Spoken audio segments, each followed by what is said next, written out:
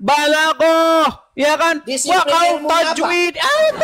Ayo, disiplin ilmunya apa? Disiplin Loh, ilmunya. disiplin ilmu Al-Quran, menurut Al-Quran, jika kamu ragu-ragu tentang apa yang kami wahyukan kepadamu ini, maka tanyakanlah kepada orang-orang yang membaca kitab sebelummu. Itu ayat Al-Quran. Tapi orang Islam nggak ada yang percaya ayat itu, nggak ada yang percaya.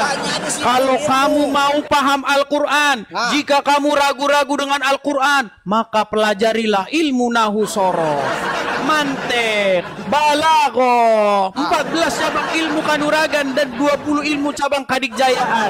Hod. Itu yang kalian pelajari. Itu bohong. Loh, dengarkan. Apa yang tertulis di dalam Al-Quran dengan apa yang diomongin ustadz-ustadz beda.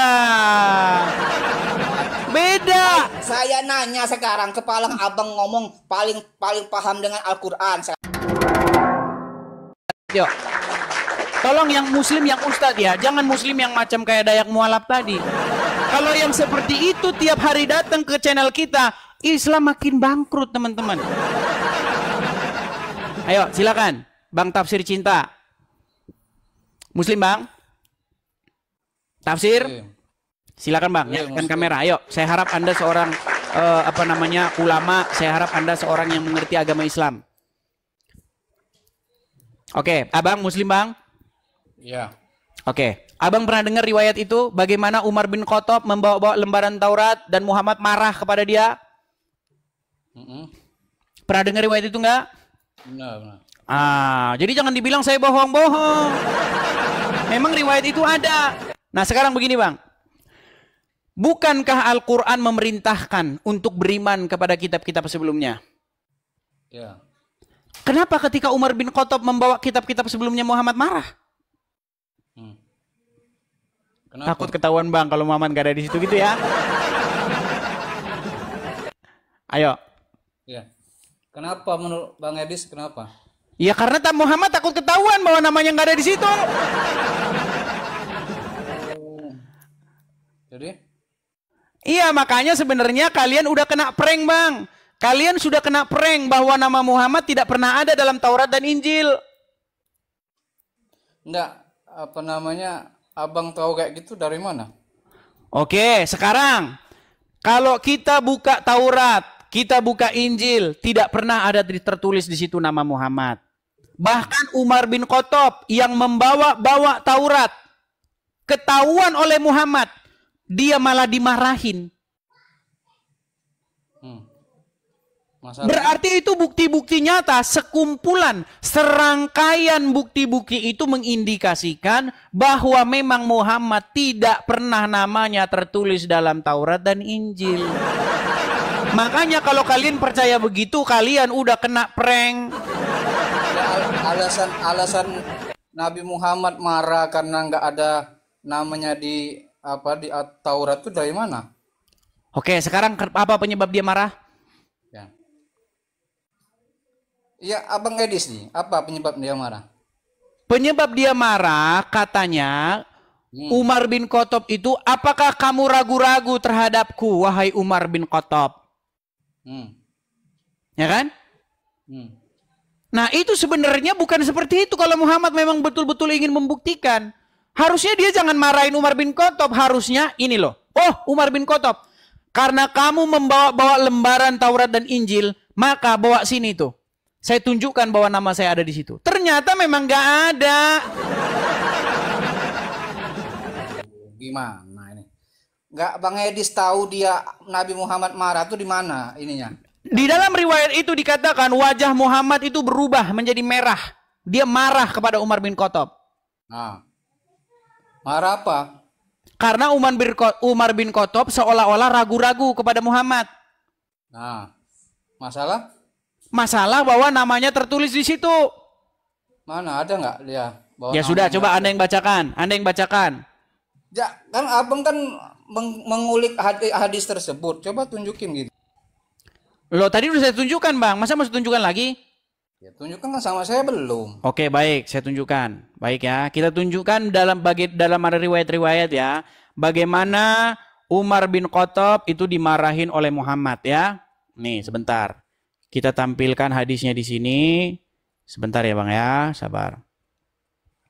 Santai Baik. kita ya, santai. Jangan Baik, ini baik. kan. Kok yang di bawah tuh agak ini. Baik. Sabar ya, sabar. Hebat kali saya malam ini bisa dialog sama Bang Edis ini. Sebentar ya Bang ya. Kita akan tunjukkan hadisnya. Sabar teman-teman.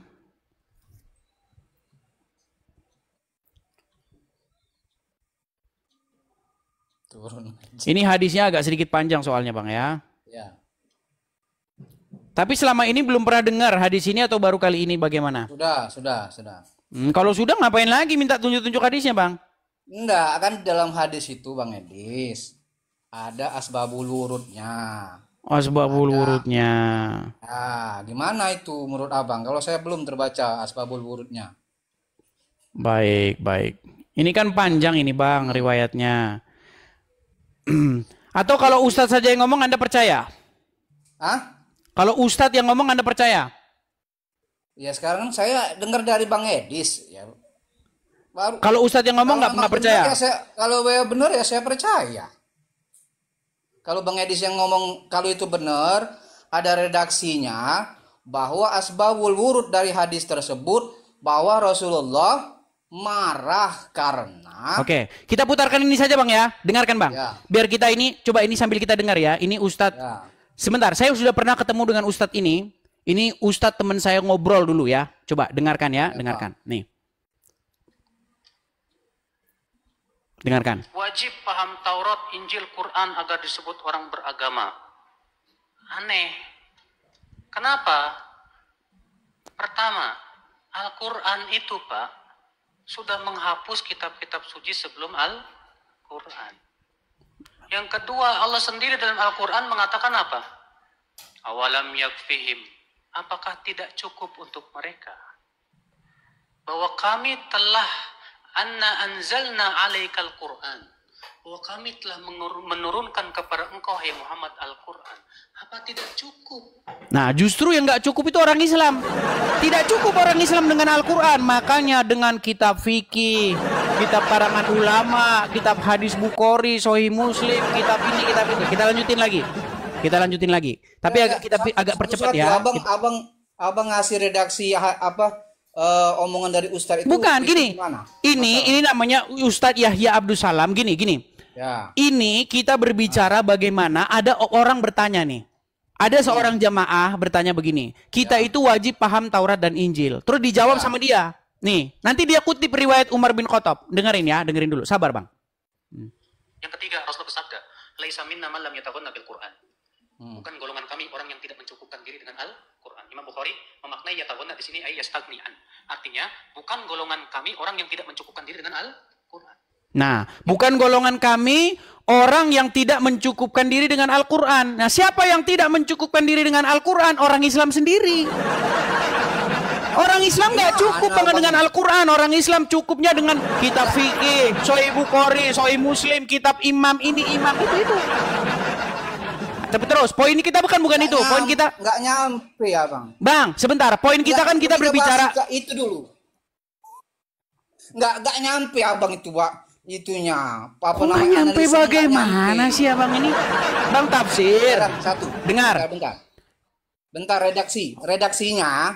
Ya, redaksi 1. Tidak cukupkah kamu dengan Al-Quran? Ya. Apakah orang Islam mencukupkan diri dengan Al-Quran? Saya tanya Bang, apakah orang Islam mencukupkan diri dengan Al-Quran? Cukup. Tanpa hadis? Ya. Tanpa hadis? Hah? Hah? Cukup. Dengan Al-Quran cukup. Sekarang saya tanya. Ya. Ya. Ada bacaan tempat wudhu. Cukup. Iya, berarti intinya tidak cukup kalian dengan Al-Quran. Itu hanya di bibir doang. Ada penjelasannya, bro. Kalau iya, berarti Al-Quran tidak cukup menjelaskan ya. Waduh. Iya, nggak mampu. Al-Quran nggak mampu menjelaskan. Al-Quran tiada mampu dan tiada sanggup menjelaskan segala sesuatu. Walaupun Al-Quran mengatakan demikian. Umat Islam gak ada yang percaya. Oke bang, sebentar bang, sebentar gini. Biar kita nggak kehilangan poin kita. Sebentar. Bang Tafsir, biar kita nggak kehilangan poin kita. Nyampe ke situ abang itu. Oke, gini aja dah, gini aja. Kita lupakan itu sebentar, bang. Kita kan poin kita. Tempat wudhu dijelaskan arah kanan atau arah kiri. Belok kanan. Yang menjelaskan Al-Quran bukan? Yang menjelaskan Al-Quran bukan? Kalau dijelaskan semua, tebel ke Al-Quran itu. Ya nggak masalah, di mana ayatnya yang mengatakan kalau kami menjelaskan semua ayat Al-Quran terlalu tebal. Kamu aja katanya dua lembar manuskrip. Sekarang saya tanya dulu kepada Anda, tafsir, dengar. Muat nggak hadis di dalam kitab? Muat nggak hadis-hadis dalam kitab? Muat nggak kalau muat nggak itu kalau dalam Al-Quran? Bilang aja Al-Quran tiada mampu menjelaskan. Oke, sekarang kita sebentar bang. Abang ini nggak nyampe abang. Sebentar bang Tafsir sedikit bang. Bang Tafsir, sabar dulu bang. Bang, sabar dulu. Saya ucapkan satu itu ada S, ada A, ada T, ada U. Berarti Al-Quran tidak merinci ya? Iyalah. Walaupun baik, Al-Quran bukan kitab yang terperinci teman-teman. Al-Quran bukan kitab yang terperinci. Oke. Bang, coba baca ini. Ayo. Coba baca. Abang baca. Ini surat Hud ayat yang pertama, coba baca. Ya. Alif Lam Ra. Kitabu. Dibaca terjemahannya lah. Ayolah, langsung terjemahannya, ayo. Ya. Inilah kitab yang ayat-ayatnya disusun dengan rapi. Kemudian dijelaskan secara terperinci. Nah, kitab Al-Quran terperinci nggak? Nggak percaya. Orang Islam tidak ada yang percaya bahwa Al-Quran terperinci. Mereka percayanya, yang terperinci itu hadis Bukhari. Sudah saya bilang bang, tidak ada orang Islam yang percaya dengan Al-Qurannya. Percayanya di bibir doang. Walaupun Al-Quran berkata bahwa Al-Quran ini dijelaskan secara terperinci, disusun secara rapi, orang Islam nggak percaya. Sekarang abang sudah kasih apa? Surat Hud itu. Surat Hud ayat 1. Sekarang saya tanya, apa itu asbabul nuzulnya? Lari ke di mana di sini ada asbabul nuzulnya? Waduh. Di mana di sini ada asbabul nuzulnya, Bang? Abang nyampe. Kitab asbabul nuzul itu sendiri bermasalah. Bang, gini. Ngomong-ngomong soal asbabul nuzul, abang sudah kepala. Bang, dengerin, Bang. Saya ini kan dengarkan. Saya ini kan orang yang ngerti Al-Qur'an. Bahkan saya nggak pernah ketemu dengan orang Islam yang ngerti Al-Qur'an, lebih ngerti Quran daripada saya. Loh, fakta. Tidak pernah saya menemukan ada satu orang Muslim yang lebih mengetahui agama Islam daripada saya. Tunjuk siapa orangnya. Saya tanya asbabul nuzulnya mana? Dengarkan. Saya jawab ya. Saya tanya sekarang, kalau kamu paham Al-Quran ya, ilmu apa yang harus ada pada saat menafsirkan Al-Quran? Harus membaca kitab-kitab sebelumnya. Ilmu. Kalau kalian belajar dari ustadz di pondok pesantren, kalau mau paham Quran, kalian harus paham nahwu shorof, mantiq, balaghah, ya kan? Kalau tajwid, ayo disiplin ilmunya apa? Disiplin ilmu Al-Quran, menurut Al-Quran, jika kamu ragu-ragu tentang apa yang kami wahyukan kepadamu ini, maka tanyakanlah kepada orang-orang yang membaca kitab sebelummu. Itu ayat Al-Quran. Tapi orang Islam nggak ada yang percaya ayat itu, nggak ada yang percaya. Kalau kamu mau paham Al-Quran, jika kamu ragu-ragu dengan Al-Quran, maka pelajarilah ilmu nahwu shorof, mantiq, balaghah, 14 cabang ilmu kanuragan dan 20 ilmu cabang kadikjayaan. Itu yang kalian pelajari. Itu bohong. Loh, dengarkan. Apa yang tertulis di dalam Al-Quran dengan apa yang diomongin ustadz-ustadz beda. Saya nanya sekarang, kepala abang ngomong paling paham dengan Al-Quran. Sekarang saya tanya, disiplin ilmu apa saja? Menurut Ustadz, ini Anda kan tanya nih. Anda kan tanya. Saya nggak Disiplin percaya, ilmu Ustaz. apa Saya paham saja? Harus ilmu. paham nahu sorof, mantik, balagoh, dan seterusnya. 14 Enggak atau lah. 15 ilmu. Bukan Tapi itu itulah. karangannya para ulama. Bukan Biar itu. apa? Biar kitab nahu sorof mereka laku. Biar banyak orang belajar nahu sorof, biar mereka punya kerjaan. Dengarkan. Yang tertulis dalam Al-Quran, Zalikal kitabu la raiba fihi hudal lil muttaqin. Betul nggak? Ya, betul. Kitab ini tidak ada keraguan padanya. Betul. Petunjuk Betul. bagi orang-orang yang bertakwa. Betul. Betul. Nah sekarang saya tanya. Ya. Menurut kitab Al-Quran itu sendiri, jika kamu ragu-ragu tentang apa yang kami wahyukan kepada kamu, apa solusinya? Apakah suruh belajar nahu sorof? Suruh belajar balaghah? Kagak ada. Kalau kamu ragu-ragu, tanya sama orang yang membaca kitab sebelummu. Dibilangin kalau suruh membawa Quran harus tahu kitab-kitab sebelumnya, Taurat, Zabur, dan Injil. Dibilangin nggak percaya. Mau saya tunjukkan ayatnya? Bang, kita ini Sebentar, mau zamannya saya tunjukkan ayatnya. ilmu pengetahuan. Waduh, loncat-loncat. Silakan. Ini dulu. Ya. Coba terus kita kasih waktu aja ya. Silakan Anda ngomong dulu. Makasih, terima kasih Bang Daniel. Terima kasih. Coba ayo bacakan. Makasih Bang Daniel. Itu kepada saya, itu bukan kepada kamu. Terus ayo. Silakan. Jadi gini Bang, kalau kita membahas ilmu Al-Quran, ya, hari ini kita harus memahami cabang-cabang ilmu yang berkenaan dengan Al-Quran. Di Quran surat berapa itu? Wah, gila. Loh, iya kamu kan, Bang, itu di Quran berapa? Di Quran surat Surat berapa? mana Makasih ya lagi? teman-teman, makasih Bang Daniel. Gini, dengarkan. Saya bukakan saja ayat Qurannya Bang ya. Saya balikan kamera saya. Sebentar Bang. Ya. Saya balikan kamera saya. Abang saya suruh baca nih. Ini selama ini orang Islam ini teman-teman, mereka nggak percaya Al-Quran. Mereka percayanya kata Ustadz. Omongan-omongan di luar Al-Quran. Oke, coba Abang bacakan. Abang bacakan. Ini surat Yunus ayat yang ke-94. Coba bacakan Bang. Ayo, coba bacakan. Bang. Maka Jika kamu Muhammad berada dalam keraguan-raguan tentang apa yang kami turunkan kepadamu, maka tanyakanlah kepada orang-orang yang membaca kitab sebelum kamu. iya. Tunggu. Sesungguhnya telah datang kebenaran kepadamu dari Tuhanmu. Sebab itu janganlah sekali-sekali kamu termasuk orang-orang yang ragu-ragu. Oke, kalau ragu suruh tanya siapa? Dengar dulu, kita bahas. Sebentar dulu. Bang, saya tanya dulu. Kalau ragu suruh tanya siapa? Hah? Kalau ragu suruh tanya siapa? Kita bahas bentar. Maka tanyakanlah kepada orang-orang yang Mana di sini kalau kamu ragu-ragu belajarlah nahu sorof. Mana?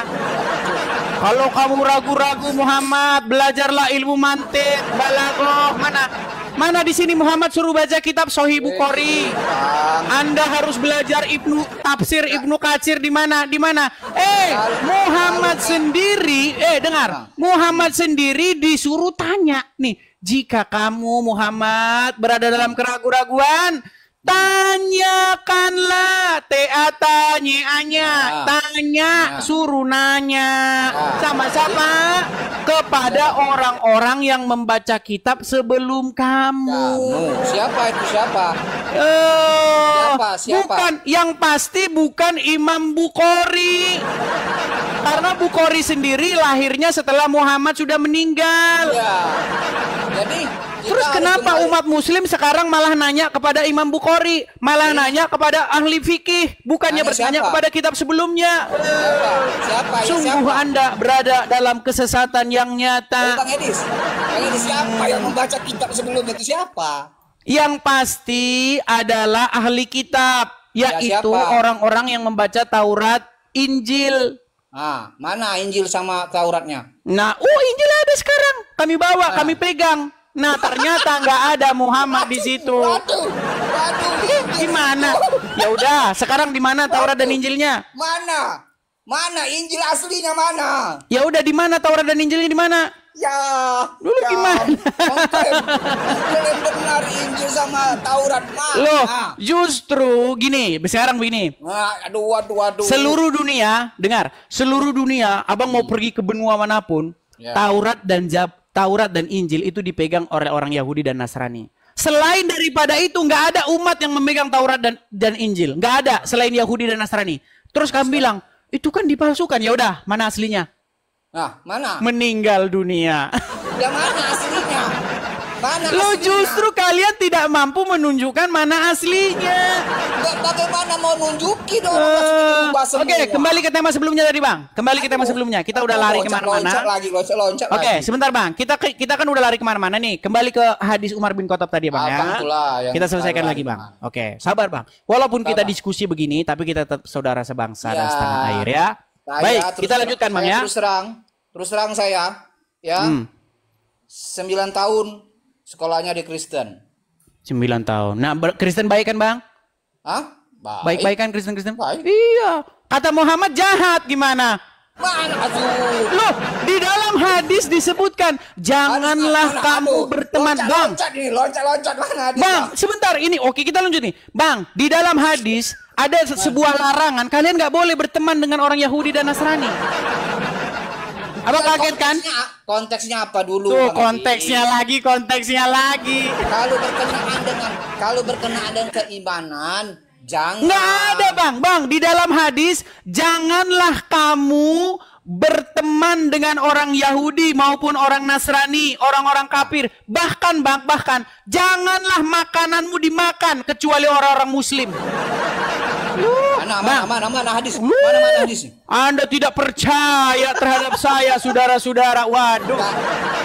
Sungguh Anda nekat yang nyata kalau seperti ini ya, saudara-saudara ya. Oh, Anda ini nekat yang nyata. Sebentar ya, nih. Saya tunjukkan kepada Anda. Saya tunjukkan kepada Anda ya, nih. Nih ya.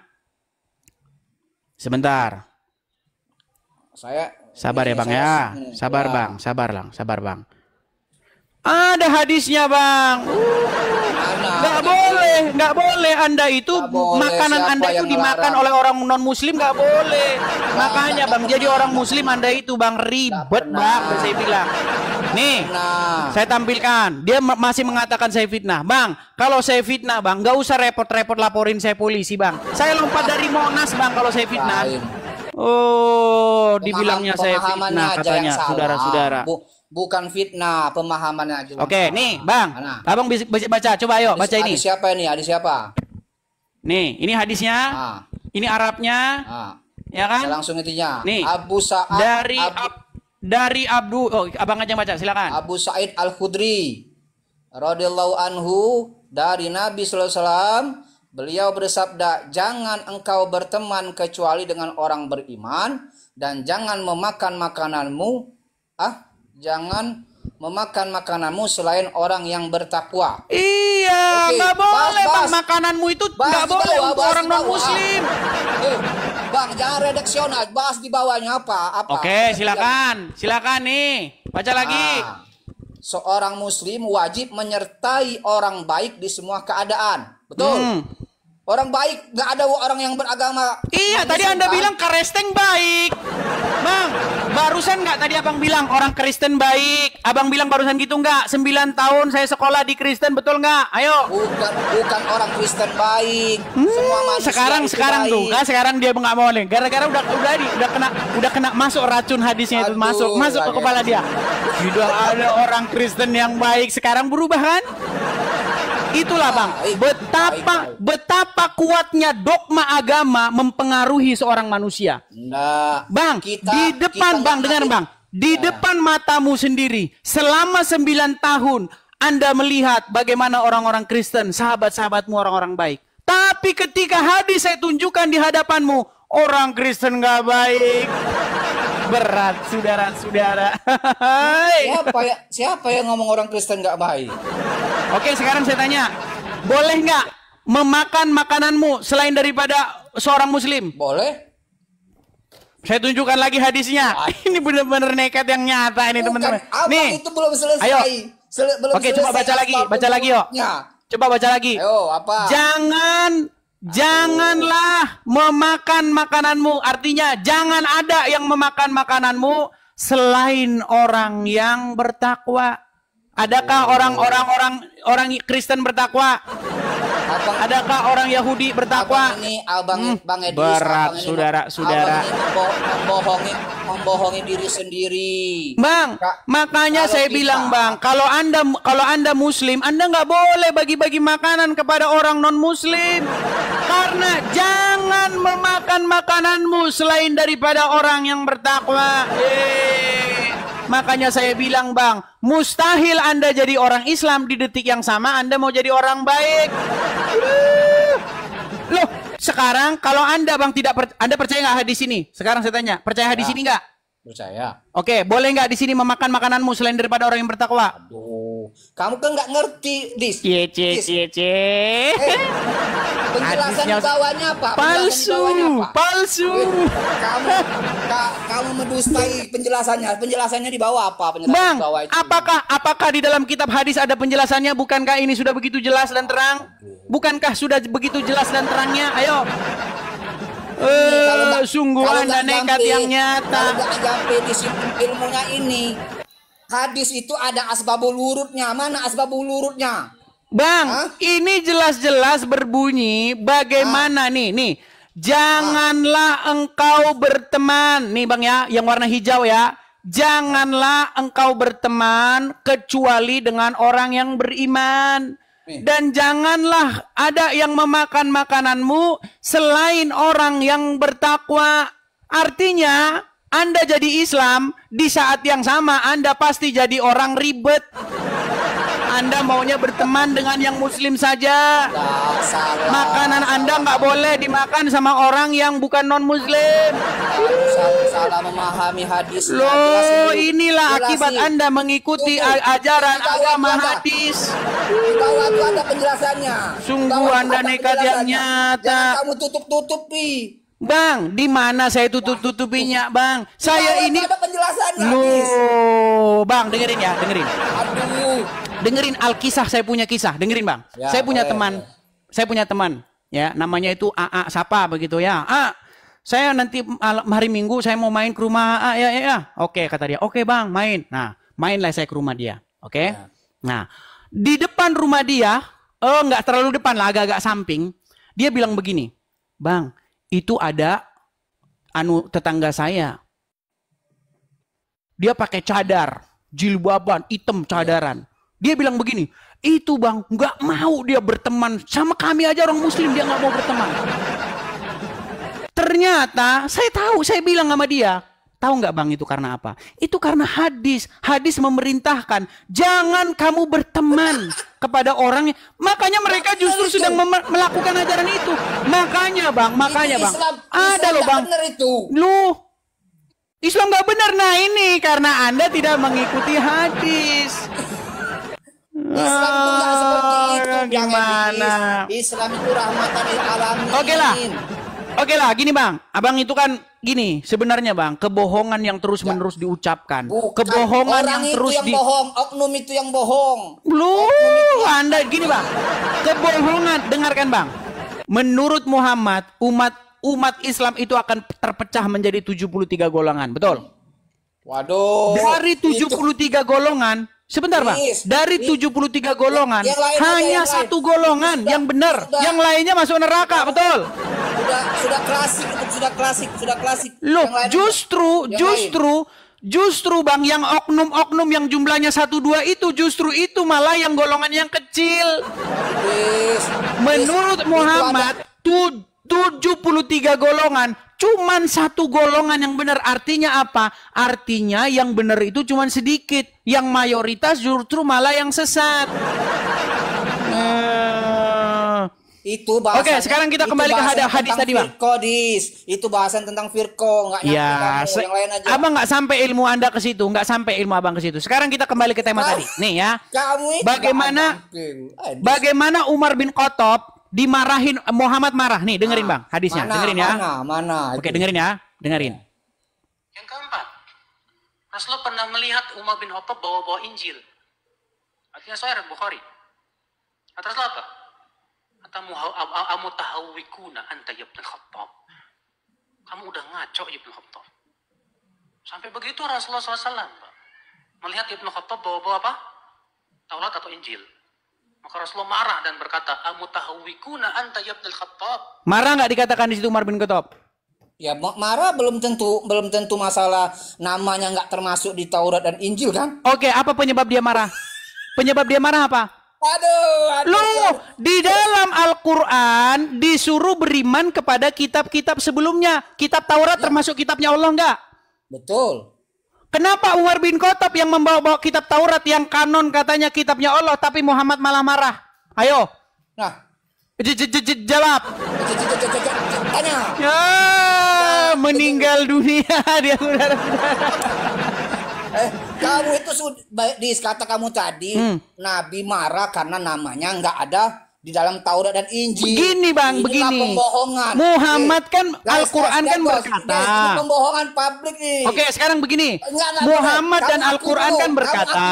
Kamu akui dulu kamu sudah bohong Loh, itu. justru dugaan kita bilang aja Muhammad takut ketahuan namanya nggak ada di sana. Kamu pakai data, mana datanya? Oke, sekarang saya tanya, kenapa Muhammad harus marah-marah?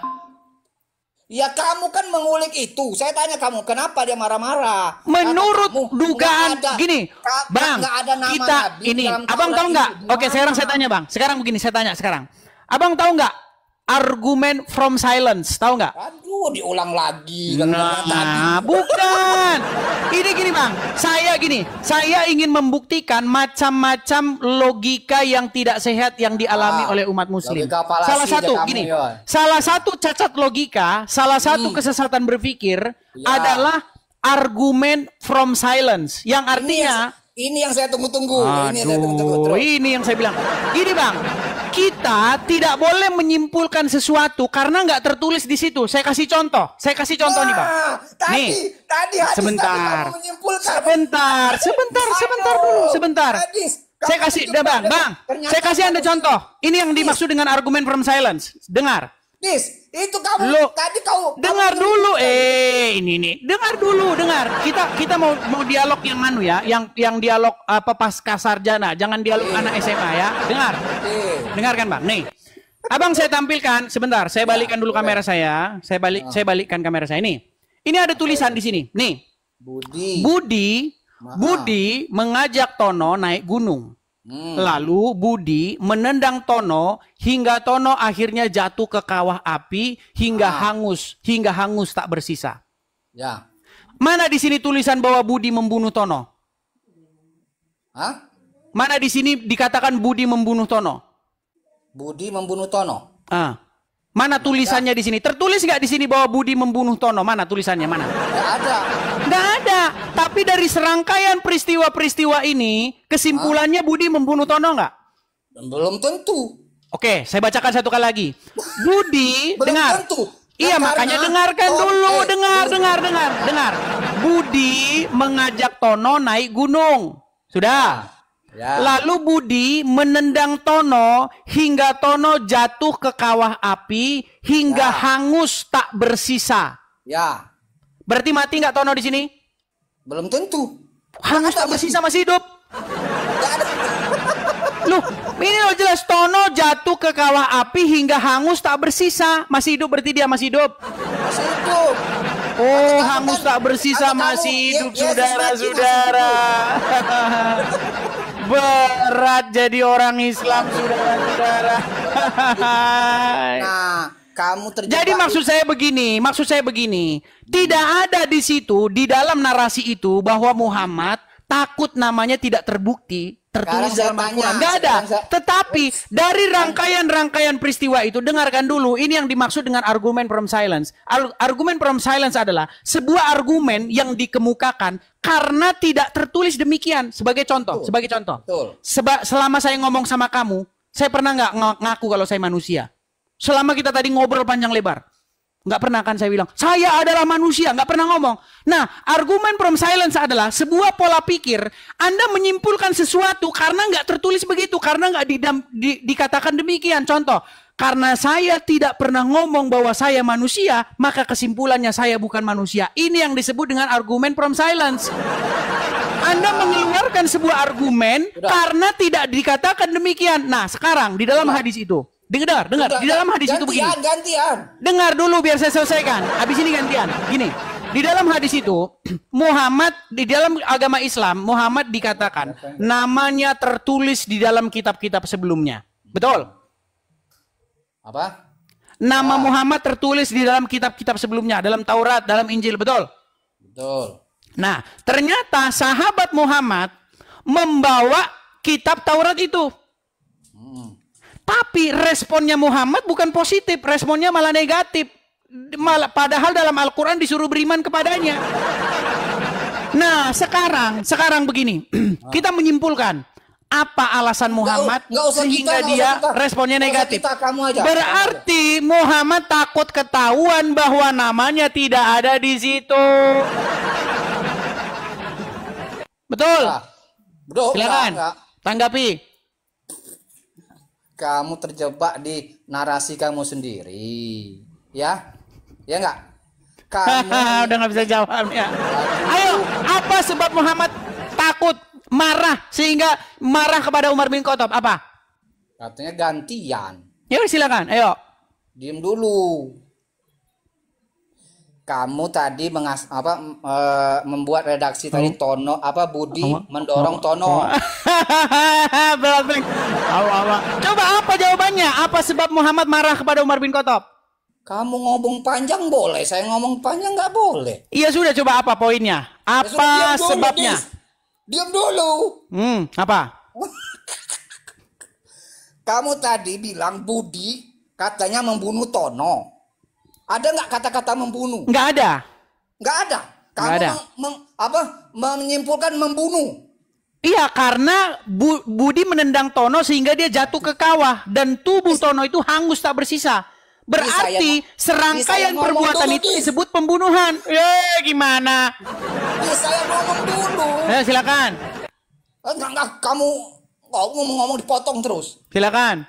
Nah, kata kamu membunuh, menyimpulkan membunuh. Ya. Ini kan kesimpulan kamu. Kalau kesimpulan panelis lain beda lagi. Kesimpulan orang lain beda lagi. Dia bukan terbunuh oleh Budi. Dia itu ditendang Budi. Lalu ada pohon yang jatuh menimpa Tono. Nah, ini udah ngarang bebas. Udah. Ada tidur di bawah. Ini udah pusing kalau ngomong kayak beginian. Udah tidur lah. Kita udah serius dengerin. Aduh, berat. Dalam diskusi agama penting untuk mengedepankan sikap saling menghargai dan mendengarkan. Setiap individu berhak untuk meyakini agamanya dan setiap keyakinan memiliki nilai dan pandangan yang unik. Sebuah diskusi yang sehat bukanlah tentang memaksakan pandangan pribadi kepada orang lain, tetapi tentang saling memahami perbedaan dan mencari titik temu yang bermanfaat, menjaga etika berkomunikasi dan tidak terjebak dalam perdebatan yang emosional dapat membantu menjaga suasana tetap kondusif sekaligus membuka ruang untuk pertumbuhan pemahaman yang lebih dalam. Selain itu, dalam berdiskusi agama sangat penting untuk membawa argumen yang berbasis pada pengetahuan yang mendalam dan referensi yang jelas. Mengandalkan opini pribadi tanpa landasan yang kuat hanya akan memperburuk pemahaman dan memperkeruh suasana. Sebaiknya kita menyikapi diskusi agama dengan rasa ingin belajar dan mencari kebenaran, bukan sekedar untuk menang dalam berdiskusi. Dengan pendekatan ini, diskusi agama bisa menjadi sarana untuk memperkaya wawasan dan memperkuat toleransi antar umat beragama. Disclaimer ini hanyalah diskusi, bukan untuk mencari pemenang atau juaranya. Jadilah penonton yang baik dan bijak. Tuhan Yesus memberkati.